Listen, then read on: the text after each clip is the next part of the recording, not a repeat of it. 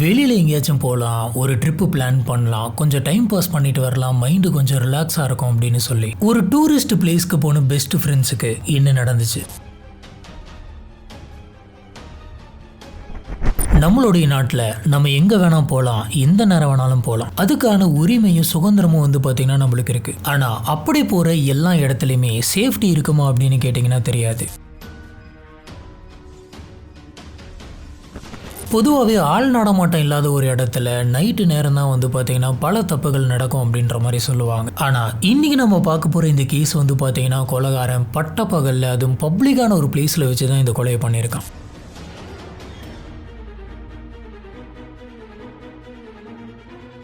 உண்மையாலுமே ஒரு பிரச்சனை எங்கேருந்து வருது, யாருக்கிட்ட இருந்து வருது அப்படிங்கிறதே தெரிய மாட்டேங்குது. நம்மளுடைய வீடியோஸ்லாம் உங்களுக்கு பிடிச்சிருக்கு அப்படின்னு சொன்னால் மறக்காமல் லைக் பண்ணுங்கள், நம்மளோட சேனலுக்கு சப்போர்ட் பண்ணி சப்ஸ்கிரைப் பண்ணுங்கள். மகாராஷ்டிரா அகமத் நகர் இங்கே கொப்பரங்கான் அப்படின்னு சொல்லிட்டு ஒரு பிளேஸ் இருக்குது. இந்த ஊர் எப்படி இருக்கும் அப்படின்னு பார்த்தீங்கன்னா இந்த இடத்த சுற்றி நிறைய ஆயுர்வேதிக் கிளினிக்லாம் இருக்குது. அதனால இந்த இடத்துல நீங்கள் நடக்கும் போதே உங்களுக்கு நிறைய மூலிகை சம்மந்தப்பட்ட வாசங்கள்லாம் அடிக்கும். இப்படிப்பட்ட ஒரு இடத்துல தான் தர்ஷனா அப்படின்ற ஒருத்தங்க இருக்காங்க. இந்த தர்ஷனாவுக்கு ஒரு பெஸ்ட் ஃப்ரெண்ட் இருக்காரு. இவருடைய பேர் ராகுல். இவங்க ரெண்டு பேருக்குமே பெஸ்ட் ஃப்ரெண்ட் அப்படின்னு சொல்றது சைல்ட்ஹுட் ஃப்ரெண்ட் அப்படின்னு சொல்லலாம். ஏன்னா ரெண்டு பேருமே சின்ன வயசுல இருந்தே ஒரே ஸ்கூல்ல படிச்சிருக்காங்க, பக்கத்துலேயே தங்கி இருக்காங்க. இவங்க ரெண்டு பேர்த்தோட ஃபேமிலியில் இருக்கவங்களுக்கும் ரெண்டு பேர்த்த பத்தி ரொம்பவே நல்லா தெரியும். சின்ன வயசுல இருந்து இப்போ வரைக்குமே இவங்க ரெண்டு பேருமே ஒன்னா தான் இருப்பாங்களாம். இப்படி இருக்கிறப்பதான் ஒரு நாள் ரெண்டு பேருமே ரிலாக்ஸ் பண்ணிட்டு வரலாம் அப்படின்னு சொல்லி நம்ம ரெண்டு பேரும் ராஜ்காட் ஃபோர்ட்டுக்கு போகலாம் அப்படின்னு முடிவு பண்றாங்க. இதுக்காக இவங்க ரெண்டு பேருமே அவங்க ஃபேமிலி கிட்ட பர்மிஷன் வாங்குறாங்க. தர்ஷனா அவங்க வீட்டில் இந்த மாதிரி நான் வெளியில போறேன் அப்படின்னு பர்மிஷன் கேட்டதுக்கு வெளியே புரியா தனியாவா போறேன் அப்படின்ற மாதிரி கேட்டிருக்காங்க. அதுக்கு இவங்க இல்ல நான் ராகுல் கூட தான் போறேன் அப்படின்ற மாதிரி சொல்றாங்க. அதுக்கு அவங்க வீட்டில் இருக்கிறவங்களாம் சரி நீ ராகுல் கூட போற அப்படின்னா ஓகே தான் அப்படின்னு பர்மிஷன் தராங்க. அதே மாதிரி தான் பாத்தீங்கன்னா ராகுலோட வீட்லயுமே தர்ஷனா கூட நீ போற அப்படின்னா ஓகே தான் அப்படின்னு பர்மிஷன் தராங்க. இந்த லெவலுக்கு இவங்க ரெண்டு பேர்த்தோட வீட்டில் இருக்கவங்களுக்குமே ஒரு அண்டர்ஸ்டாண்டிங் இருக்கு. இதனால இவங்க ரெண்டு பேருமே பிளான் பண்ண மாதிரி ஜூன் 12, 2023 காலையில இவங்க ரெண்டு பேரும் நாங்க கிளம்பிட்டோம் அப்படின்னு சொல்லி வீட்டுக்கு கால் பண்ணிட்டு ட்ரிப்புக்கு கிளம்புறாங்க. ரெண்டு வீட்லயுமே போயிட்டு நல்லா ரிலாக்ஸ் பண்ணிட்டு வாங்க, சேஃப்டியா வாங்க அப்படின்னு சொல்லி அட்வைஸ் பண்ணி அனுப்புறாங்க. அதுவும் தர்ஷனாவோட வீட்டில் இருக்கவங்களாம் சரிமா ரொம்ப லேட் ஆகிறாதீங்க, சீக்கிரமா வீட்டுக்கு வந்துருங்க அப்படின்ற மாதிரி சொல்றாங்க. ஆனா அந்த சமயம் அவங்க குடும்பத்தில் இருக்கவங்களுக்குலாம் தெரியாது இதுதான் இவங்க கிட்ட பேசக்கூடிய கடைசி தடவை அப்படின்னு. இந்த காலுக்கு அப்புறமா தர்ஷா கிட்ட இருந்து எந்த ஒரு காலுமே வரல. கொஞ்ச நேரம் வீட்டில் இருக்கவங்களாம் எதுவுமே கண்டுக்கல. சரி வெளியில எங்கேயாச்சும் சாப்பிட போயிருப்பாங்க, வேற எங்கேயாச்சும் ஒரு இடத்துக்கு போயிருப்பாங்க, டிஸ்டர்ப் பண்ண வேணாம் அப்படின்ற மாதிரி விட்டுறாங்க. ஆனா தர்ஷனாவுடைய அம்மா அப்பா வீட்டில் உட்காந்து பேசிட்டு இருந்த அந்த சமயத்துல தர்ஷனா எதா இருந்தாலுமே நம்ம கிட்ட சொல்லுவா, எங்க நான் போய் சாப்பிட்டு வந்தேன், எந்த இடத்துக்கு நான் போயிட்டு இருக்கேன், பஸ் ஏறிட்டேன், இந்த மாதிரி எல்லா இன்ஃபர்மேஷனையுமே தர்ஷனாவுக்கு அவங்க வீட்டில் சொல்ற பழக்கம் இருக்கு. இப்படி இருக்கக்கூடிய பொண்ணு காலையில இருந்தே ஒரு கால் கூட பண்ணல அப்படின்ற மாதிரி யோசிச்சிருக்காங்க. இதனால இவங்களே கால் பண்ணியிருக்காங்க. ஆனா தர்ஷனாவுடைய மொபைல் பாத்தீங்கன்னா நாட் ரீச்சபிள் அப்படின்னு வந்திருக்கு. இதனால பயந்து போன இவங்களுக்கு என்ன பண்றது அப்படின்னு தெரியல. உடனடியா ராகுலுடைய அப்பா அம்மாவுக்கு கால் பண்ணியிருக்காங்க. கால் பண்ணி கேட்டிருக்காங்க, ராகுல் உங்களுக்கு ஃபோன் பண்ணானா, எங்க இருக்கும் அப்படின்னு சொன்னாங்களா? ஏன்னா தர்ஷனாவுடைய மொபைல் நாட் ரீச்சபிளாவே இருக்கு அப்படின்ற மாதிரி இவர் சொல்றாரு. இதை கேட்ட ராகுலுடைய அப்பா என்ன சொல்றாரு அப்படின்னு பாத்தீங்கன்னா, நாங்களுமே ரொம்ப நேரமா ராகுலுக்கு ட்ரை பண்ணிட்டு இருக்கோம், ஆனா ராகுலுடைய மொபைலுமே நாட் ரீச்சபிள் அப்படின்னு வருது, ஏதோ ஒன்று எங்களுக்கு பயமா இருக்கு அப்படின்ற மாதிரி ராகுலுடைய அப்பா அம்மா சொல்லியிருக்காங்க. இதனால தர்ஷனாவுடைய அப்பா அம்மா நம்ம இங்க இருந்தே பேசிட்டு இருக்க வேணாம், நம்ம நேரம் அந்த இடத்துக்கே போயிட்டு பாத்தரலாம் அப்படின்னு சொல்லி உடனடியே இவங்க எல்லாருமே சேர்ந்து கிளம்பி ஃபோர்ட்டுக்கு போறாங்க. சரி ட்ரிப்புக்கு போன இவங்க ரெண்டு பேருக்கு அந்த ட்ரிப்ல என்ன நடந்துச்சு? ஹலோ ஃப்ரெண்ட்ஸ், நான் உங்க சாமி. Welcome to the spot.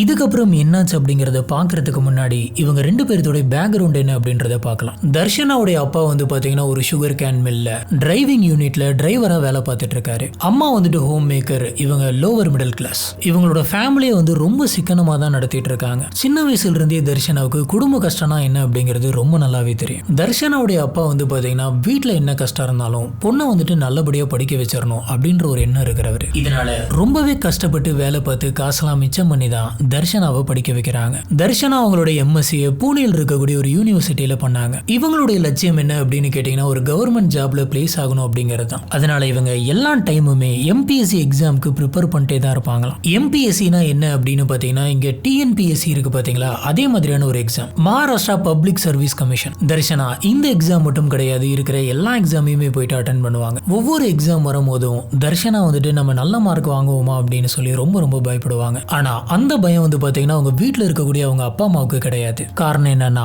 Darshana வந்துட்டு ரொம்ப ரொம்ப நல்லா படிக்கக்கூடிய ஒரு பொண்ணு. கண்டிப்பா அவங்க இந்த எக்ஸாம்ல பாஸ் பண்ணிடுவாங்க அப்படின்ற கான்பிடன்ட் வந்துட்டு இவங்களுக்கு 100% இருந்தது. இந்த எம்பிஎஸ்சி எக்ஸாமுக்கு தர்ஷனா மட்டும் கிடையாது, ராகுலுமே சேர்ந்து தான் வந்துட்டு படிச்சிட்டு இருக்காரு. சொல்ல போனா 2 பேருமே ஒன்னா சேர்ந்து தான் அந்த எக்ஸாமுக்கு ப்ரிப்பேர் பண்ணுவாங்க. இந்த தர்ஷனா ராகுல் இவங்க 2 பேருமே சின்ன வயசுல இருந்தே ஃப்ரெண்ட்ஸ். 2 பேரும் சைல்ட்ஹுட் ஃப்ரெண்ட்ஸ். ரொம்ப சின்ன வயசுல இருந்தே 2 பேருமே ஒரே ஸ்கூல்ல தான் படிச்சாங்க. சின்ன பிள்ளையா இருக்கும் போதுல இருந்தே தர்ஷனா வந்துட்டு ரொம்ப ரொம்ப சைலண்ட். ஆனா ராகுல் அப்படி கிடையாது. ராகுல் எல்லார்கிட்டயுமே ரொம்ப ஈஸியா ஜெல் ஆயிடுவாரு. இவர் வந்து தர்ஷனா கிட்ட ரொம்ப ஜாலியா பேச சின்ன வயசுல இருந்தே இவங்க 2 பேருமே ஃப்ரெண்ட்ஸ் ஆயிடுறாங்க. ராகுல் வீட்டுல இருக்கக்கூடிய எல்லாருமே கவர்மெண்ட் ஜாப்ல தான் இருக்காங்க. இவங்க அம்மா அப்பா சொந்தக்காரங்க அப்படின்னு நிறைய பேர் கவர்மெண்ட் ஜாப்ல இருக்காங்க. இதனால இவங்க வீட்டுல இருக்கிற எல்லாருமே ராகுலுமே ஒரு நல்ல கவர்மெண்ட் ஜாபுக்கு போகணும் அப்படின்னு ஆசைப்பட்டாங்க. தர்ஷனா எப்படி நல்லா படிப்பாங்களோ அதே மாதிரி ராகுலுமே வந்துட்டு ரொம்ப சூப்பரா படிப்பாரு. 2 பேரும் ஸ்கூல் முடிச்சதுக்கு அப்புறமா சொல்லி வச்ச மாதிரி காலேஜ்லயுமே ஒன்னாவே சேர்றாங்க. இவங்க 2 பேர்த்தோட சீக்கிரட்டும் 2 பேருக்குமே நல்லா தெரியும். இப்போ இவங்க 2 பேர்த்தோட கோலுமே எம்பிஎஸ்சி எக்ஸாம் தான் அப்படிங்கிறதுனால 2 பேருமே ஃபுல் ஃபிளெஜ்டா படிக்கிறாங்க. தர்ஷனா காலையில இருந்து ஈவினிங் வரைக்கும் காலேஜ்ல படிச்சுட்டு மேற்கொண்டு ஈவினிங்குமே வீட்டுக்கு வந்து படிக்க ஆரம்பிப்பாங்க. ஆனா ராகுல் அப்படி கிடையாது. காலேஜ் படிச்சு முடிச்சுட்டு ஈவினிங் டைம்ல நம்ம பார்ட் டைமா ஒரு ஒர்க் பண்ணோம் அப்படின்னு சொல்லி ராகுல் டெலிவரி பாயா ஒர்க் பண்றாரு. இந்த வேலையெல்லாம் போக மிச்சம் அவருக்கு கிடைக்கக்கூடிய டைம்ல தான் அவர் படிப்பாரு. இந்த சமயம் இவங்க 2 பேருக்குமே என்ன தோணுது அப்படின்னு பாத்தீங்கன்னா நம்ம இந்த எக்ஸாமை கிராக் பண்ணோம் அப்படின்னு சொன்னா நம்ம படிக்கிறது மட்டும் பத்தாது, நம்ம ஒரு கோச்சிங் கிளாஸ்க்கு போனோம், அங்க இந்த எக்ஸாமை கிராக் பண்ணக்கூடிய டெக்னிக்ஸ் எல்லாம் நம்ம கத்துக்கணும் அப்படின்ற மாதிரி முடிவு பண்றாங்க. இதுல ராகுலுடைய வீட்டுல இருக்கவங்களுக்கு பிரச்சனை இல்ல. ஏன்னா அவங்க வீட்டுல இருக்கவங்க கிட்ட காசு இருக்கு. அவங்க ரொம்ப ஈஸியா ராகுலை கொண்டு போயிட்டு ஒரு கோச்சிங் கிளாஸ்ல சேர்த்த முடியும். ஆனா தர்ஷனா வீட்டுல இருக்கவங்க அப்படி கிடையாது. தர்ஷனா நான் கோச்சிங் கிளாஸ் போகணும் அப்படின்னு ஆசைப்பட்டதுக்காக அவங்க அப்பா ரொம்ப கஷ்டப்பட்டு கோச்சிங் கிளாஸ்க்கான ஃபீஸ் அப்புறம் அவங்க தங்கறதுக்கான ரூம் ரெண்ட் எல்லாத்தையுமே ரெடி பண்ணி தந்தாரு. அவருக்கு எப்படியாச்சும் நம்ம பொண்ணு படிச்சு பெரிய ஆள் ஆயிடணும் அப்படின்ற எண்ணம் மட்டும்தான் இருந்தது. இப்படி இருக்கிறப்பதான் எக்ஸாம் வருது. ஒரு வழியா இவங்க 2 பேருமே படிச்சு அந்த எக்ஸாம் எழுதிடுறாங்க. ரிசல்ட் வரதுக்கு 4 மாசம் ஆகும். ஒருவேளை நம்ம இந்த எக்ஸாம்ல கிளியர் பண்ணல அப்படின்னு சொன்னா அடுத்த வருஷம் எழுதணும் அப்படிங்கிறதுக்காக அந்த 4 மாசமும் இவங்க வீட்டுக்கு வராம 2 பேருமே தனித்தனியா எடுத்திருந்த பிஜிலே வந்துட்டு தங்கியிருந்து படிக்கிறாங்க. அப்பப்போ இவங்களுக்கு டவுட்ஸ் அப்படின்னா 2 பேருமே ஃபோன் கால்ஸ் பேசிப்பாங்க. நேர்ல போயிட்டு மீட் பண்ணி அந்த டவுட்ஸை வந்துட்டு கிளியர் பண்ணிப்பாங்க. இப்படியே வந்துட்டு 4 மாசம் போகுது. அந்த எக்ஸாமுக்கான ரிசல்ட்ஸுமே வருது. இந்த எக்ஸாமுடைய ரிசல்ட் பார்க்கறதுக்காக தர்ஷனா ராகுல் 2 பேருமே ஒன்னா தான் போறாங்க. தர்ஷனாவுடைய ரிசல்ட் பார்த்த 2 பேருக்குமே பயங்கர சந்தோஷம். ஏன்னா தர்ஷனா இந்த எக்ஸாமை பாஸ் மட்டும் பண்ண கிடையாது, ஸ்டேட் லெவல்ல அவங்க 3வது ரேங்க் வந்திருக்காங்க. ஆனா ராகுலுடைய ரிசல்ட் வந்து பாத்தீங்கன்னா அவருக்கு ஃபேவரா வரல. அவரு இந்த எக்ஸாம்ல ஃபெயில் ஆயிடுறாரு. இதனால தர்ஷனா ராகுலுக்கு நிறையவே சமாதானம் சொல்றாங்க. ஒன்றும் பிரச்சனை கிடையாது, நான் வந்துட்டு உனக்கு ஹெல்ப் பண்றேன், அடுத்த வருஷமே நீ கிளியர் பண்ணிடுவே அப்படின்ற மாதிரி நிறைய மோட்டிவேட் பண்றாங்க. என்னதான் ராகுலுக்கு அவர் ஃபெயிலாக இருந்தாலும் தர்ஷனா வந்துட்டு 3வது ரேங்க் வந்தது அவருக்கு ரொம்ப ரொம்ப சந்தோஷம். இவங்க இந்த ரேங்க் எடுத்ததுனால தர்ஷனாவுக்கு ரேஞ்ச் ஃபாரஸ்ட் ஆஃபீஸரா உடனடியாக அப்பாயின்மெண்ட் கொடுக்குறாங்க. இந்த விஷயம் எல்லாருக்குமே ரொம்ப ரொம்ப சந்தோஷம். முக்கியமாக தர்ஷனாவுடைய வீட்டில் இருக்கவங்களுக்கு. கஷ்டப்பட்டு படிக்க வச்சது வீண் போல, இதுக்கு மேலே நம்ம வீட்டில் கஷ்டம் அப்படின்ற ஒரு வார்த்தையே இருக்காது அப்படின்னு நினைச்சாங்க. ஜூன் 11 அன்னைக்கு தர்ஷனா படிச்ச அந்த இன்ஸ்டியூட்ல இருக்கவங்களே தர்ஷனாவுக்கு கால் பண்ணி நீங்க இன்ஸ்டிடியூட்டுக்கு வாங்க, அடுத்தடுத்து இங்க படிச்சுட்டு இருக்கக்கூடிய ஸ்டூடெண்ட்ஸுங்க எல்லாருக்குமே வந்துட்டு நீங்க பேசுறது ஒரு இன்ஸ்பிரேஷனா இருக்கும், எங்களுக்காக வந்து பேசுங்க அப்படின்ற மாதிரி கேட்டிருக்காங்க. தர்ஷனாவுக்கு படிச்ச இன்ஸ்டியூட்டுக்கே நம்மள சீஃப் கெஸ்டா கூப்பிடுறாங்க அப்படிங்கிறது ரொம்ப ரொம்ப சந்தோஷமா இருக்கு. இவங்க ஸ்டேஜுக்கு வந்து எல்லாருக்குமே ஒரு சூப்பரான மோட்டிவேஷன் ஸ்பீச் கொடுக்குறாங்க. இவங்களை பார்த்து அங்க இருந்த மற்ற ஸ்டூடெண்ட்ஸுங்க எல்லாருக்குமே வந்துட்டு இது ரொம்ப ரொம்ப இன்ஸ்பைரிங்கா இருந்தது. அந்த இடத்துல ராகுலுமே இருந்தாரு. ராகுலுக்கெல்லாம் பயங்கரமான சந்தோஷம். எல்லாருமே வந்துட்டு தர்ஷனா சீக்கிரமாவே கவர்மெண்ட் ஆபீசர் ஆக போறாங்க, அவங்க போயிட்டு ஜாயின் பண்ண போறாங்க அப்படின்னு நினைச்சாங்க. இவங்களுக்கு ஒரு நல்ல வாழ்க்கை காத்திருக்கு அப்படின்னு நினைச்சாங்க. ஆனா யாருமே இந்த சமயத்துல இவங்களோட வாழ்க்கை வந்துட்டு இதோட முடிய போகுது அப்படிங்கறத கனவுல கூட நினைச்சு பார்த்திருக்க மாட்டாங்க.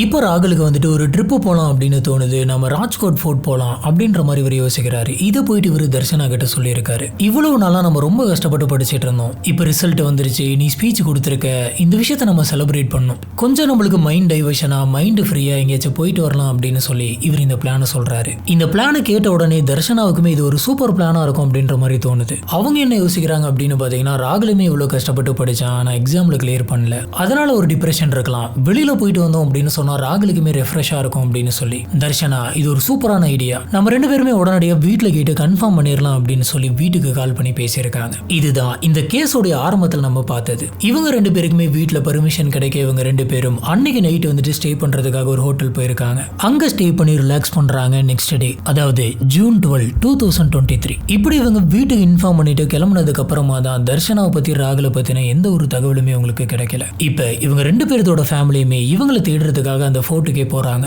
இவங்க சுத்தி இருக்கக்கூடிய எல்லா இடத்துலயுமே போயிட்டு தேடுறாங்க. பக்கத்தில் இருக்கக்கூடிய சாப்பிட்ற இடம், ஹோட்டல்ஸ், எல்லா இடத்துக்குமே போயிட்டு தர்ஷனா ராகுல் இவங்க ரெண்டு பேர்த்தோட போட்டோவையும் காமிச்சு நீங்க இவங்களை பாத்தீங்களா அப்படின்ற மாதிரி கேட்கறாங்க. ஆனா எல்லாருமே இல்ல நாங்க பார்க்கல அப்படின்னு சொல்லிடுறாங்க. அதுலயும் ஒரு ஹோட்டல்ல போயிட்டு இவங்க கேட்டிருக்காங்க. அந்த ஹோட்டல் என்ன சொல்றாங்கன்னா, இந்த இடத்த விசிட் பண்ணும் அப்படின்னு சொல்லிட்டு ஒரு நாளைக்கு எக்கச்சக்கமான பேர் வந்துட்டு போயிட்டு இருப்பாங்க. ஒருவேளை நீங்க சொல்ற அந்த ரெண்டு பேர் இங்க வந்திருந்தாலும் எங்களுக்கு ஞாபகம் வச்சுக்கிறது அப்படிங்கிறது ரொம்ப ரொம்ப கஷ்டம், ஏன்னா அவ்வளவு கிரௌடு வருது அப்படின்னு சொல்றாங்க. நேரம் ஆக ஆக வீட்டில் இருக்கவங்களுடைய நம்பிக்கை எல்லாம் கொஞ்சம் கொஞ்சமா குறைஞ்சிக்கிட்டே இருக்கு. இப்படி அன்னைக்கு நாளே முடியுது. இப்படியே போய்கிட்டு இருந்தா எதனாச்சும் ரிஸ்க் ஆக வாய்ப்பு இருக்கு, அதனால உடனடியாக நம்ம போலீஸ் கிட்ட கம்ப்ளைண்ட் பண்ணோம் அப்படின்னு சொல்லி தர்ஷனாவுடைய அப்பா சொல்றாரு. இதனால தர்ஷனாவோட ஃபேமிலியில் இருக்கவங்க ஜூன் 14 அங்க இருக்கக்கூடிய ஒரு போலீஸ் ஸ்டேஷனுக்கு போயிட்டு கம்ப்ளைண்ட் பண்றாங்க. இப்ப ராகுலோட ஃபேமிலியில் இருக்கவங்க எல்லாம் தனியா போயிட்டு தேடிக்கிட்டு இருந்தாங்க.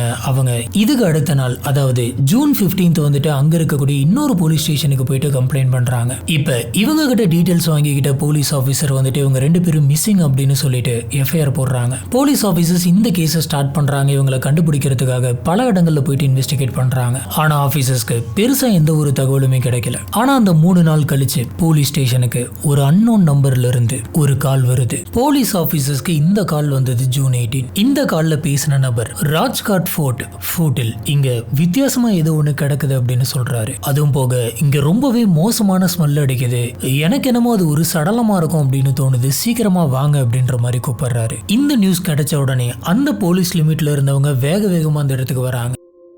இவர் சொன்ன அந்த இடத்துக்கு போயிட்டு பாக்குறாங்க. அங்க உண்மையாலுமே ஒரு சடலம் இருக்கு. அதுவும் அந்த சடலம் வந்துட்டு ரொம்ப மோசமான நிலைமையில கிடைச்சது. அந்த சடலம் டீகம்போஸ் ஆகிறதுக்கு ஸ்டார்ட் ஆயிடுச்சு. அந்த சமயம் அந்த இடத்துல வந்துட்டு பயங்கரமா வெயில் அடிச்சிட்டு இருந்தது. வழக்கமாவே அந்த இடம் வந்துட்டு பயங்கரமா வெயில் அடிக்கும். இந்த மாதிரியான ஒரு இடத்துல கிடந்ததுனால அந்த பாடி வந்துட்டு ரொம்ப சீக்கிரமாவே டீகம்போஸ் ஆக ஆரம்பிக்குது. அந்த உடம்பு சுத்தி பாத்தீங்கன்னா நிறைய புழுவா மேஞ்சிட்டு இருக்கு. இப்போ போலீஸ் ஆபீசர்ஸ்க்கு யார் இது அப்படின்னு தெரியல. பக்கத்துல எதனாச்சும் எவிடன்ஸ் கிடைக்குதா அப்படின்னு சொல்லி யோசிச்சுக்கிட்டே இவங்க தேடி பார்த்திருக்காங்க.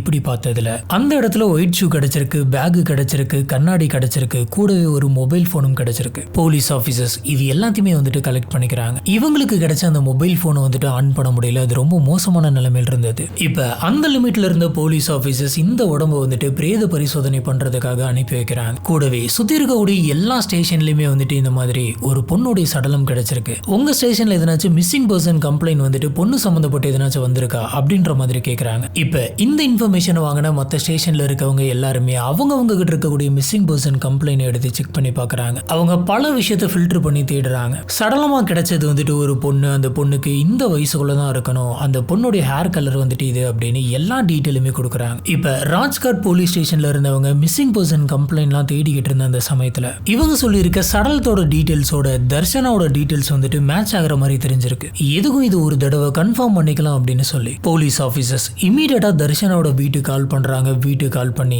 எங்களுக்கு இந்த மாதிரி ஒரு சடலம் கிடைச்சிருக்கு, எங்களுக்கு என்னமோ சந்தேகமா இருக்கு, ஒரு எட்டு பார்த்துட்டு போயிடுங்க அப்படின்ற மாதிரி சொல்றாங்க. இதை கேட்ட உடனே இவங்க அம்மா அப்பா ரெண்டு பேருமே பயங்கரமா ஆரம்பிக்கிறாங்க. கண்டிப்பா இது நம்மளோட பொண்ணா இருக்காது, நான் வரமாட்டேன் அப்படின்ற மாதிரி அம்மா சொல்லிடுறாங்க. அப்பா மட்டும் தனியா அந்த போலீஸ் ஸ்டேஷனுக்கு போயிருக்காங்க. இவர் ஸ்டேஷனுக்கு வந்த உடனே போலீஸ் ஆபீசர் ஒரு பொண்ணுடைய dress, white colour shoe, bag, கண்ணாடி எல்லாத்தையுமே எடுத்து அவர்கிட்ட தந்து இது உங்க பொண்ணுடையது அப்படின்னு கேட்டு முடிக்கிறதுக்குள்ளே அவங்க அப்பா பயங்கரமா கதறி அழுகிறாரு. இதை வச்சு போலீஸ் ஆபீசர்ஸ் இவங்களுக்கு கிடைச்சிருக்க அந்த சடலம் வந்துட்டு தர்ஷனாவோட தான் அப்படின்றத புரிஞ்சுக்கிறாங்க. இந்த நியூஸ் அவங்க அம்மாவுக்கு தெரிஞ்சு அவங்க அம்மாவும் வந்து 2 பேருமே பயங்கரமா அழுகிறாங்க. இப்போ இந்த அப்பா அம்மா 2 பேருமே போலீஸ் ஆபீசர்ஸ் கிட்ட சார் அந்த பையனுக்கு என்னாச்சு, அந்த பையன் நல்லா இருக்கானா அப்படின்னு கேக்குறாங்க. போலீஸ் ஆபீசர்ஸ் இந்த பையன் அப்படின்னு சொல்லிட்டு மிஸ்ஸிங் பர்சன் கம்ப்ளைண்ட் எடுத்து பார்த்தப்பதான் அதுல 2 பேர் காணோம் அப்படின்னு போட்டிருந்தது. இந்த ஃபைலை கிளியரா பார்த்த இந்த லிமிட்டை சேர்ந்த போலீஸ் ஆபீசர்ஸ் 2 பேரும் கடைசியா ஒன்னா போயிருக்காங்க. இவங்க வந்துட்டு இறந்து சடலமா கிடக்குறாங்க. அப்ப அந்த பையனுக்கு என்னாச்சு அப்படின்ற மாதிரி தேட ஆரம்பிக்கிறாங்க. போலீஸ் ஆபீசர்ஸ் தர்ஷனாவோட சடலம் கிடைச்ச அந்த இடத்துக்கு பக்கத்தில் இருக்கக்கூடிய எல்லா இடத்தையுமே தேடுறாங்க. இப்படி தேடினவங்களுக்கு எந்த விதமான எவிடன்ஸோ க்ளூவோ எதுவுமே கிடைக்கல. போலீஸ் ஆபீசர்ஸ் ஆரம்பத்துல தர்ஷனா வந்துட்டு எப்படி இறந்திருப்பாங்க அப்படின்ற மாதிரி யோசிக்கிறாங்க. ஒருவேளை அந்த கோட்டையில இருந்து தவறுதலா கீழே விழுந்திருக்கலாம், இல்லைன்னா யாராச்சும் தள்ளி விட்டு இருந்திருக்கலாம் அப்படின்ற எல்லா கோணத்திலுமே பாக்குறாங்க. ஆபீசர்ஸ்க்கு இன்னொரு மாதிரியும் தோணுது. தர்ஷனா வந்துட்டு இந்த மாதிரி சடலமா கிடைச்சிருக்காங்க, ஆனா ராகுல் வந்துட்டு இங்க இல்ல. ஒருவேளை இதுக்கு ராகுல் கூட காரணமா இருக்கலாம் அப்படின்ற மாதிரி ராகுல் மேலேயே சந்தேகப்படுறாங்க. இப்படி இருக்கிறப்பதான் ஜூன் 19 போலீஸ் ஆபீசர்ஸ் அந்த இடத்த போயிட்டு செக் பண்ணிட்டு இருந்த அந்த சமயத்துல அங்க கிடக்கக்கூடிய ஒரு கல்லுல ரத்தக்கரை இருக்கிறத பாக்குறாங்க. ஒருவேளை இது தர்ஷனாவுடையதா இருக்குமா அப்படின்ற மாதிரி டெஸ்ட் பண்றாங்க. இப்படி டெஸ்ட் பண்ணதுல இந்த கல்லில் இருக்கக்கூடிய ரத்தக்கரை வந்துட்டு தர்ஷனாவுடையதான் அப்படின்னு தெரியுது. இவங்க தவறுதலா கீழே விழுந்திருக்காங்க அப்படின்னு சொன்னா விழுந்த இடத்துல இருந்தா ரத்தம் போயிருக்கும். ஆனா இது இவங்களோட சடலம் கிடைச்ச இடத்துக்கு பக்கத்துல கிடையாது. விழுந்த உடனே பக்கத்துல இருக்கக்கூடிய கல்லுல ரத்தம்லாம் தெரிக்காது. எப்பயுமே ஒருத்தங்க மேல இருந்து கீழே விழுகிறாங்க அப்படின்னு சொன்னா விழுந்த உடனே அந்த ஃபோர்ஸ்ல ரத்தம் கொஞ்சம் கொஞ்சமா அப்படியே வெளியில வரும். இந்த கல்லை பாக்குறப்ப எப்படி இருக்கு அப்படின்னு பாத்தீங்கன்னா இது தெரிச்ச மாதிரியும் இல்ல, ரத்தத்து மேல விழுந்த மாதிரியும் இல்ல. இதை பத்தி போலீஸ் ஆபீசர்ஸ் யோசிச்சுக்கிட்டு இருந்த அந்த சமயத்தில் தான் ஜூன் 19 தர்ஷனாவுடைய பிரேத பரிசோதனை ரிப்போர்ட் வருது. இந்த ரிப்போர்ட்ல இது கொலை தான் அப்படின்ற மாதிரி மென்ஷன் பண்ணிருக்காங்க. உடம்புல ஒரு ஹெவியான பொருள் எடுத்து மாறி மாறி அடிச்சிருக்காங்க அப்படின்னும், கத்தி எடுத்து பல முறை குத்தி இருக்காங்க அப்படின்னு ரிப்போர்ட்ல இருக்கு. இது கொலை அப்படின்னு தெரிஞ்ச உடனே போலீஸ் ஆபீசர்ஸ்க்கு ராகுல் மேல இருந்த சந்தேகம் இன்னுமே அதிகமாகுது. ஏன்னா வெளியில இருந்து ஒரு நபர் வந்துட்டு கொலை பண்ணியிருந்தா கண்டிப்பா 2 பேருமே கொலை பண்ணியிருந்திருக்கணும். அப்படி இல்லாம தர்ஷனாவை மட்டும் கொண்டிருந்தா அந்த விஷயம் தெரிஞ்ச ராகுல் வந்துட்டு உடனடியாக போலீஸ் ஸ்டேஷனுக்கு வந்து இன்ஃபார்ம் பண்ணியிருந்திருக்கணும். கொலை பண்ண விஷயமே தெரியல அப்படின்னாலுமே தர்ஷனாவை காணோம் அப்படின்ற மாதிரி கூட கம்ப்ளைண்ட் பண்ணியிருந்திருக்கலாம். ஆனா இது எதுவுமே நடக்கல. அதனால ராகுல் தான் வந்துட்டு மெயின் சஸ்பெக்ட் அப்படின்னு சொல்லி அவரோட போட்டோவை சர்க்குலேட் பண்ண ஆரம்பிக்கிறாங்க. இந்த கேஸுக்காகவே போலீஸ் ஆபீசர்ஸ் 25 பேர் கொண்ட ஒரு டீமை வந்துட்டு ஃபிக்ஸ் பண்றாங்க. இந்த டீமுக்குள்ளே சின்ன சின்ன குரூப்பா பிரிச்சு ஒவ்வொருத்தங்களுக்கும் ஒவ்வொரு வேலை கொடுத்து அனுப்பி வைக்கிறாங்க. அதுல ஒரு டீம் வந்துட்டு தர்ஷனாவோட ஃபேமிலியில் இருக்கவங்க, ராகுலோட ஃபேமிலியில் இருக்கவங்கள விசாரிக்கிறாங்க. இன்னொரு டீம் சிசிடிவி ஃபுட்டேஜஸ் எல்லாம் கலெக்ட் பண்ண ஆரம்பிக்கிறாங்க. அந்த கோட்டையை சுத்தி இருக்கக்கூடிய இடம், சுத்தி இருக்கக்கூடிய கடைங்க, இந்த கோட்டைக்கு வரக்கூடிய வழிகள், அதுக்கப்புறம் அங்க இருக்கக்கூடிய டிராபிக் சிக்னல் இருக்க கேமரா அப்படின்னு எல்லா ஃபுட்டேஜுமே கலெக்ட் பண்றாங்க. இன்னொரு டீம் ராகுல் வந்துட்டு தப்பிச்சு போயிட்டு மறுபடியும் பாக்குறதுக்காக அவங்க அம்மா அப்பா வீட்டுக்கு வரலாம். அதனால வீட்டை சுத்தி மாறு விஷயத்துல இந்த போலீஸ் ஆபீசர்ஸ் இருந்தாங்க. இப்படி இவங்க கண்டினியூஸா சிசிடிவி கேமராஸ் எல்லாம் செக் பண்ணிட்டு இருந்த அந்த சமயத்துல சிக்னல்ஸ் எல்லாம் பார்த்தப்ப இவங்களுக்கு ஒண்ணுமே கிடைக்கல. ஏன்னா அங்க இருக்கக்கூடிய கேமராங்களுக்கு வண்டிங்க எல்லாம் வந்துட்டு ரொம்ப ஃபாஸ்டா போயிருக்கிறதுனால அவங்களுக்கு கிளியரா எதுவுமே தெரியல. இந்த ராஜ்காட் ஃபோர்ட்டுக்கு பக்கத்தில் இருக்கக்கூடிய ஹோட்டல்ஸ் எல்லாம் செக் பண்ணிட்டு இருக்காங்க. அப்படி செக் பண்ணப்ப ஒரு ஹோட்டலோட சிசிடிவி ஃபுட்டேஜ்ல இவங்க மாட்டுறாங்க. இதுல இவங்க 2 பேருமே வந்து செக் இன் பண்ணது தெரிஞ்சிருக்கு. அடுத்த நாள் காலையில ஒன்னா சாப்பிட்டு இருக்காங்க அப்படின்றதும் தெரியுது. அது மட்டும் கிடையாது, அந்த ஹோட்டலுடைய பார்க்கிங் கேமராவில் காலையில 8:30 மணி பக்கமா இவங்க 2 பேருமே பைக்ல அந்த ஹோட்டலை விட்டு வெளியில போறது தெரியுது. மேற்கொண்டு போலீஸ் ஆபீசர்ஸ் இவங்க செக் அவுட் பண்ண டைமை வச்சு பத்திர ஃபுட்டேஜ் எடுத்து பார்க்கறாங்க. எடுத்து பார்த்தப்ப ராகுல் மட்டும் பைக்ல தனியா அந்த ஹோட்டலுக்கு வந்திருக்கான். போகும்போது 2 பேரா போயிருக்காங்க, ஆனா வரும்போது ராகுல் மட்டும் வந்திருக்கான். இப்ப போலீஸ் ஆபீசர்ஸ் யோசிச்சது உண்மைதான், ராகுலுக்கு ஒண்ணுமே ஆகல, இவன் ஏதோ ஒண்ணு பண்ணியிருக்கான் அப்படின்றது கன்ஃபார்ம் ஆகுது. இந்த கேமரா ஃபுட்டேஜை பார்க்குறப்பே ராகுல் வந்துட்டு பயங்கர பதறத்தோட அந்த இடத்துக்கு வந்து செக் அவுட் பண்ணிட்டு அவனோட திங்ஸ் எல்லாம் எடுத்துட்டு போன மாதிரி இருக்கும். உடனடியாக போலீஸ் ஆஃபீஸர்ஸ் இப்போ ராகுலை கண்டுபிடிக்கணும் அப்படின்னு சொல்லி ராகுலோட மொபைல் நம்பரை ட்ராக் பண்றாங்க. ஆனா ராகுலோட ஃபோன் வந்துட்டு ஆஃப்ல இருக்கிறதுனால அவனோட லொகேஷனை வந்துட்டு கண்டுபிடிக்க முடியல. போலீஸ் ஆஃபீஸர்ஸ் ராகுலோடைய வீட்டுக்கு போயிட்டு ராகுல் சம்பந்தப்பட்ட திங்ஸ் எல்லாத்தையுமே வாங்கிக்கிறாங்க. முக்கியமா ராகுலோடைய பேங்க் டீடைல்ஸ். இப்படி இந்த டீடைல்ஸ் எல்லாம் வாங்கிட்டு பேங்க்லேயே போயிட்டு இந்த நம்பரை ட்ராக் பண்ணும், இந்த நம்பர் எங்க காசு எடுத்தாலும் எனக்கு தெரியணும் அப்படின்ற மாதிரி போலீஸ் சொல்றாங்க. இப்போ பேங்க்ல இருக்கிறவங்க ஒரு விஷயத்தை நோட் பண்ணி போலீஸ் கிட்ட கேட்கறாங்க. தர்ஷனா எப்ப இறந்ததா சொன்னீங்க அப்படின்னு கேட்கறாங்க. அதுக்கு போலீஸ் ஆபீசர் ஜூன் 12 அப்படின்னு சொல்றாங்க. இப்போ பேங்க் ஆபீசர் வந்துட்டு இவன் தப்பிச்சு போயிட்டு அடுத்த நாளே, அதாவது ஜூன் 13 வந்துட்டு பணம் எடுத்திருக்கான் அப்படின்னு சொல்றாங்க. போலீஸ் எங்க இருந்து எடுத்திருக்கான் அப்படின்னு கேட்டதுக்கு அவங்க செக் பண்ணிட்டு டெல்லியில இருக்கக்கூடிய ஒரு ஏடிஎம்ல தான் எடுத்திருக்கான் அப்படின்னு சொல்றாங்க. இதை வச்சு பாக்குறப்ப ராகுல் வந்துட்டு இப்ப டெல்லியில தான் இருக்கணும் அப்படின்னு சொல்லி டெல்லி போலீஸ் அலாட் பண்றாங்க. இப்படி இருந்தப்பதான் சடனா ராகுலோட மொபைல் போன் வந்துட்டு ஒரு தடவை ஆன் ஆயிருக்கு. இருக்கு. கரெக்டா இந்த மொபைல் ஆன் ஆகி ஒரே ஒரு கால் மட்டும் பேசினதுக்கு அப்புறம் டக்குன்னு கட் ஆயிருக்கு. அதோட போன் சுவிட்ச் ஆஃப். அந்த காலை ராகுல் வந்துட்டு அவனோட ஃப்ரெண்டுக்கு பண்ணியிருக்கான். இதுக்கு மேல நான் இங்க வரமாட்டேன் அப்படின்ற மாதிரி சொல்லியிருக்கான். சொன்ன உடனே கட் பண்ணியிருக்கான். கட் பண்ண கையோட போன் ஆஃப் பண்ணியிருக்கான். இப்ப இந்த காலோடைய சிக்னல் வந்துட்டு எங்க கனெக்ட் ஆயிருக்கு அப்படின்னு பாத்தீங்கன்னா கொல்கட்டா டவர்ல கனெக்ட் ஆயிருக்கு. இப்பதான் போலீஸ் ஆபீசர்ஸ்க்கு ஒரு விஷயம் புரியுது. இவன் மாட்டிக்க கூடாது அப்படின்னு சொல்லி ஒரு இடத்துல இருந்து இன்னொரு இடத்துக்கு போய்கிட்டே இருக்கான் அப்படின்னு. இதுவரைக்கும் நடந்த டைம் லைன்லாம் வச்சு பாக்குறப்ப ஃபர்ஸ்ட் இவன் பூனேல இருந்து டெல்லிக்கு போயிருக்கான். இது ரெண்டுக்கும் நடுவில் இருக்கக்கூடிய டிஸ்டன்ஸ் வந்து பாத்தீங்கன்னா 1420 கிலோமீட்டர். காரு பைக்ல எல்லாம் போயிருந்தா கண்டிப்பா ஒரு நாளைக்கு மேல ஆகும். கார்ல போற அளவுக்கான காசு வந்துட்டு கண்டிப்பா அந்த சமயத்துல ராகுல் கிட்ட இருக்காது. இதனால போலீஸ் ஆபீசர்ஸ் வந்துட்டு கண்டிப்பா இவன் ட்ரெயின்ல தான் போயிருக்கணும் அப்படின்னு கணிச்சாங்க. ட்ரெயின்ல டிராவல் பண்ணா கூட 23 மணி நேரம் ஆகும். அடுத்ததா செல்போன் டவர் வந்துட்டு கொல்கட்டால லொகேட் ஆகுது. இப்ப டெல்லிக்கும் கொல்கட்டாவுக்கும் டிஸ்டன்ஸ் வந்து பாத்தீங்கன்னா 1450 கிலோமீட்டர்ஸ்க்கு மேல இருக்கும். இதோடைய ட்ரெயின் டிராவலிங் டைம் என்ன அப்படின்னு பாத்தீங்கன்னா 20 மணி நேரத்துக்கு மேல இருக்கும். இதை வச்சு பாக்குறப்ப நம்ம சீக்கிரமா அவனை பிடிக்கணும். எந்த ஒரு சின்ன க்ளூ கிடைச்சாலும் சரி உடனடியாக அந்த இடத்துல போயிட்டு அவனை பிடிக்கணும். அப்படி இல்லை அப்படின்னு சொன்னா கொஞ்சம் மிஸ் பண்ணாலும் அவன் அடுத்து எந்த இடத்துக்கு போவான் அப்படின்னு சொல்லி யாருக்குமே தெரியாது. இதனால போலீஸ் ஆபீசர்ஸ் இந்தியா ஃபுல்லா இருக்கக்கூடிய அத்தனை ரயில்வே ஸ்டேஷனுக்குமே இந்த விஷயத்தை இன்ஃபார்ம் பண்றாங்க. ராகுல் அப்படின்ற பேர்ல இந்த ஏஜ்ல இந்த ஐடி கார்டு போட்டு யாரு டிக்கெட் புக் பண்ணாலும் உடனடியாக எங்களுக்கு இன்ஃபார்ம் பண்ணும் அப்படின்னு சொல்லி ரயில்வே சர்வீஸ்க்கு இவனோட போட்டோவை சர்க்குலேட் பண்றாங்க. எல்லாருமே தீவிரமா தேடிக்கிட்டு இருந்த அந்த சமயத்துல தான் மும்பையை சேர்ந்த இன்ஃபார்மர் ஒருத்தர் இந்த ராகுல் அந்தேரி ரயில்வே ஸ்டேஷன் கிட்ட நின்றுட்டு இருக்கான் அப்படின்னு சொல்றாங்க. உடனடியாக அங்க இருக்கக்கூடிய போலீஸ் ஆபீசர்ஸ் ராகுலை பிடிச்சி அரெஸ்ட் பண்றாங்க. அவங்க நம்மள தான் பிடிக்க வராங்க அப்படின்றத பார்த்த உடனே ராகுல் வந்துட்டு அங்கிருந்து தப்பிக்கிறதுக்கு எவ்வளவு முயற்சி பண்ணானா போலீஸ் ஆபீசர்ஸ் வளைச்சு பிடிக்கிறாங்க. இப்ப இவனை அங்க அரெஸ்ட் பண்ணி அங்கிருந்து பூனேக்கு கொண்டு வராங்க. இப்ப இவனை crime branch officer, investigation officer, technical evidence officer அப்படின்னு சொல்லிட்டு 3 ஆபீசர்ஸ் இருந்தாங்க. உண்மையை சொல்லு, எதுக்காக இந்த கொலையை பண்ண அப்படின்னு கேட்டதுக்கு கொலையா நான் எதுவுமே பண்ண கிடையாது அப்படின்னு இருந்திருக்கான். உடனே போலீஸ் ஆபீசர்ஸ் அவங்க கலெக்ட் பண்ணி வச்சிருக்க சிசிடிவி எவிடன்ஸ், தர்ஷா இறந்து போன இடத்துல அந்த கல்லுல இருந்து கிடைச்ச அந்த பிளட் சாம்பிளோட ரிப்போர்ட் அப்படின்னு சொல்லி எல்லாத்தையுமே எடுத்து காட்டுறாங்க. நீ தப்பிக்கவே முடியாது, எந்த தப்பும் பண்ணல அப்படின்னு சொன்னா எதுக்காக இப்படி ஓடி ஒளிஞ்சிட்டு இருக்க, எதுக்காக போனை சுவிட்ச் ஆஃப் பண்ணி வச்சிருக்க, இப்ப மட்டும் நீ உண்மையை சொல்லல அப்படின்னு சொன்னா இங்க நடக்கிறதே வேற அப்படின்னு மிரட்டுறாங்க. இதுக்கு மேல தப்பிக்க முடியாது அப்படின்னு தெரிஞ்சுக்கிட்ட ராகுல் எல்லா உண்மையுமே சொல்ல ஆரம்பிக்கிறான். நானும் தர்ஷனாவும் சின்ன வயசுல இருந்தே சைல்ட்ஹுட் ஃப்ரெண்ட்ஸ். இந்த எக்ஸாம்ல தர்ஷனா வந்துட்டு பாஸ் பண்ணதுக்கு அப்புறமா ஒரு நாள் நான் தர்ஷனாவுக்கு ப்ரொபோஸ் பண்ணேன். ஆனா தர்ஷனா இந்த விஷயத்தை ஏத்து கிடையாது, நம்ம 2 பேருமே ஃப்ரெண்ட்ஸ் அப்படின்னு சொல்லிட்டா. எனக்கு தர்ஷனாவை சின்ன வயசுல இருந்தே தெரியும். எனக்கு அவளை கல்யாணம் பண்ணிக்கணும் அப்படின்னு ஆசையா இருந்தது. இதனால எங்க வீட்டுல இருக்கிறவங்க அத்தனை பேருத்தையுமே அவங்க வீட்டுக்கு போயிட்டு பொண்ணு கேட்க சொன்னேன். ஆனா அவங்க வீட்டுல இருந்தவங்க இல்லப்பா இது செட் ஆகாது, சின்ன வயசுல இருந்தே ஒன்னா வளர்ந்துருக்கீங்க, ஃப்ரெண்ட்ஸாவே இருங்க அப்படின்ற மாதிரி சொல்லிட்டாங்க. நான் இதுக்காக தர்ஷனா கிட்ட பல முறை பேசி பார்த்தேன். ஆனா தர்ஷனா வந்துட்டு நம்மளோட வீட்டுல இந்த மாதிரி சொல்லிட்டாங்க, நம்ம ஃப்ரெண்ட்ஸாவே கண்டினியூ பண்ணலாம்டா அப்படின்ற மாதிரி சொல்லிட்டேன். அப்பதான் எனக்கு ஒரு விஷயம் தோணுச்சு, நான் எக்ஸாம்ல ஃபெயில் ஆயிட்டேன், ஆனா நீ நல்ல மார்க் எடுத்து கவர்மெண்ட் போஸ்டிங் வாங்கிட்டேன். இப்ப அந்த போஸ்டிங் இருக்கிறதுனால என்னை பாக்குறதுக்கு இவங்களுக்கு இலக்காரமா இருக்கு அப்படின்னு தெரிஞ்சுக்கிட்டேன். இருந்தாலும் கடைசியா ஒரு தடவை நம்ம கேட்டு பார்க்கலாம் அப்படின்னு சொல்லிட்டு தான் இந்த ட்ரிப்பையை நான் வந்துட்டு பிளான் பண்ணேன். அந்த ஃபங்க்ஷன் நடந்த அன்னைக்கு தர்ஷனா கிட்ட நான் ரொம்ப நார்மலா பேசினேன். அதனால தர்ஷனாவுமே என்கிட்ட ரொம்ப நார்மலா பேசினா. நான் ரொம்பவே கேஷுவலா ஃப்ரீயா விடு பாத்துக்கலாம் அப்படின்ற மாதிரி சொல்லி தர்ஷனா கிட்ட படிச்சுக்கிட்டே இருக்கும் மைண்ட் ரிலாக்ஸ் பண்றதுக்காக எதனாச்சும் ஒரு ட்ரிப் போலாமா அப்படின்னு கேட்டேன். அவளும் வீட்டுல இருக்கவங்க கிட்ட கேட்டு சொல்றேன் அப்படின்னு சொன்னா நாங்க 2 பேருமே வீட்டுல கேட்டோம். 2 பேருக்குமே பர்மிஷன் கிடைச்சது. நாங்க 2 பேருமே அந்த போட்டோக்கு போகும்போதே என் மைண்ட்ல என்ன இருந்ததுன்னா கடைசியா ஒரு முறை தர்ஷனா கிட்ட கேட்போம், தர்ஷனா ஓகே சொன்னா அப்படின்னா மறுபடியும் அவளோட ஹோட்டலுக்கு வரலாம், அப்படி அவ மாட்டேன்னு சொல்லிட்டானா அவளை கொண்டுட்டு நம்ம மட்டும் தனியா வந்துடலாம் அப்படின்னு யோசிச்சோம். நாங்க அந்த இடத்துக்கு போனப்ப கடைசியா ஒரு தடவை என்ன நீ லவ் பண்ணு அப்படின்னு கேட்டேன். ஆனா தர்ஷனா இந்த டாபிக்கே எடுக்காத, நம்ம ஃப்ரெண்ட்ஸ் தான் அப்படின்ற மாதிரி சொன்னா எனக்கு பயங்கரமா கோவம் வந்துச்சு. அந்த கோவத்துல அங்க கடந்த கல் எடுத்து ஒரே அடியா தலையில அடிச்சேன். தர்ஷனா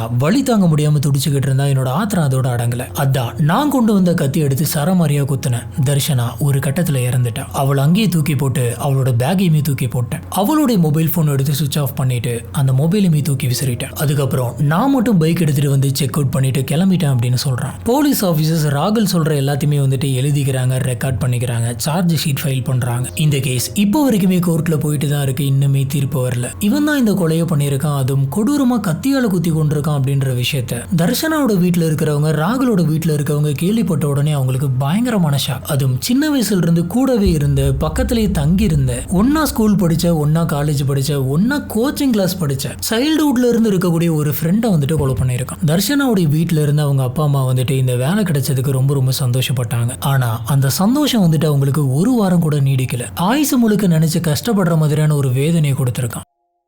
இந்த கொலைக்காக இவன் சொன்ன காரணம் வந்துட்டு ஒன் சைடில் பாருங்களேன். நம்பி வந்து ஒரு பொண்ணை வந்துட்டு பிளான் பண்ணி ஒரு இடத்த கூட்டிட்டு போயிட்டு கார்னர் பண்ணி கல் எடுத்து அடிச்சு கடைசியில் கத்தி எடுத்து மாற்றி மாற்றி குத்தி கொலை பண்ணியிருக்கான். அதுவும் மேலே இருந்து கீழே தள்ளி விட்டு கேட்டா லவ். நமக்கு ஒருத்தங்களை பிடிக்குது, அவங்களுக்கும் நம்மளை பிடிச்சது அப்படின்னு சொன்னா அடுத்த ஸ்டெப் என்ன அப்படின்றத பார்க்கலாம். ஆனால் அவங்களுக்கு நம்மளை பிடிக்கல அப்படின்னு சொன்னா அவங்களோட டிசிஷனை வந்துட்டு ரெஸ்பெக்ட் பண்ணணும். திருப்பி திருப்பி போயிட்டு நீ ஏன் லவ் பண்ண மாட்டேங்கிற, ஏன் இந்த மாதிரி பண்ற, ஏன் உனக்கு என்ன பிடிக்க மாட்டேங்குது அப்படின்னு போய் டார்ச்சல் பண்ணிக்கிட்டே இருக்கிறது. இல்ல இப்படி கண்டினியூஸா டார்ச்சல் பண்ணிக்கிட்டு இருந்தா மட்டும் லவ் வந்துருமா? ஆக இவன் சூப்பரா கார்னர் பண்றான், பயங்கரமா டார்ச்சல் பண்றான், இது வரைக்கும் எனக்கு பிடிக்கல அப்படின்னாலும் இவன் இப்படி பண்ற இந்த குவாலிட்டி பார்த்த உடனே எனக்கு பிடிச்சி போயிருச்சு அப்படின்னு வர போறாங்க. நம்மள பிடிக்கல அப்படின்னு சொல்லிட்டாங்க, அதுக்கு பின்னாடி ஏதோ ஒரு ரீசன் வச்சிருக்காங்க. அவங்களை பிடிச்சி ஏன் லவ் வரல, எதுக்கு, எதனால அப்படின்னு 1000 கேள்வி கேட்டு தொந்தரவு பண்றது. தனிக்கு ராகுல் வந்து பாத்தீங்கன்னா சின்ன வயசுல இருந்தே ஃப்ரெண்டா இருந்திருக்கான் அப்படின்றப்ப தர்ஷனாவோட வீட்டுல இருக்கிறவங்களாம் இப்ப இருக்காங்க, அவங்கள பாத்துக்கிறதுக்கு தர்ஷனா மட்டும்தான் இருக்காங்க.